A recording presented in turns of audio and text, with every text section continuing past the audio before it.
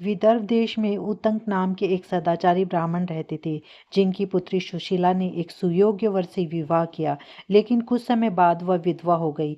दुखी होकर माता पिता कन्या के साथ गंगा किनारे कुटिया बनाकर रहने लगी। एक दिन पुत्री सो रही थी और अचानक उसकी माँ ने देखा कि उसके शरीर पर कीड़े पड़ गए हैं। माँ ने पति से पूछा कि उनकी साध्वी कन्या की यह गति क्यों हुई।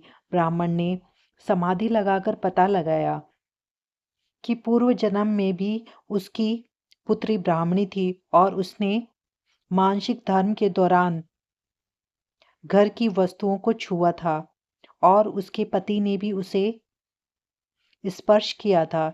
धर्म शास्त्रों के अनुसार मानसिक धर्म के दौरान महिलाएं अपवित्र होती हैं।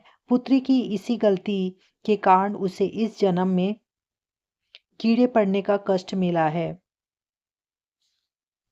ब्राह्मण ने बताया कि यदि पुत्री शुद्ध मन से ऋषि पंचमी का व्रत करे तो उसके सभी दुख दूर हो जाएंगे और उसे अगले जन्म में अटल सौभाग्य प्राप्त होगा।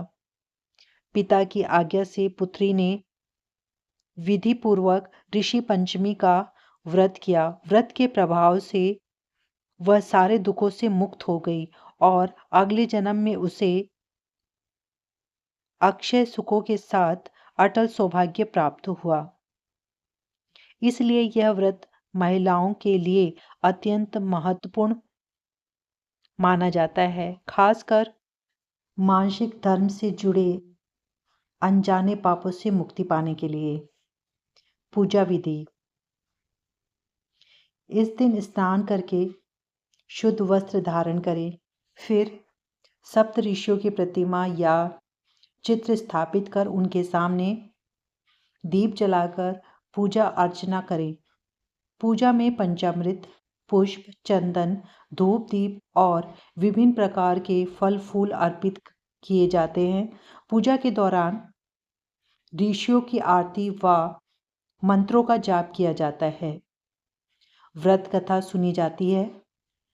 इसके साथ ही कुछ लोग निर्जला और फलाहार व्रत रखते हैं। दिन भर भगवान के साथ सप्त ऋषियों का ध्यान करते हैं।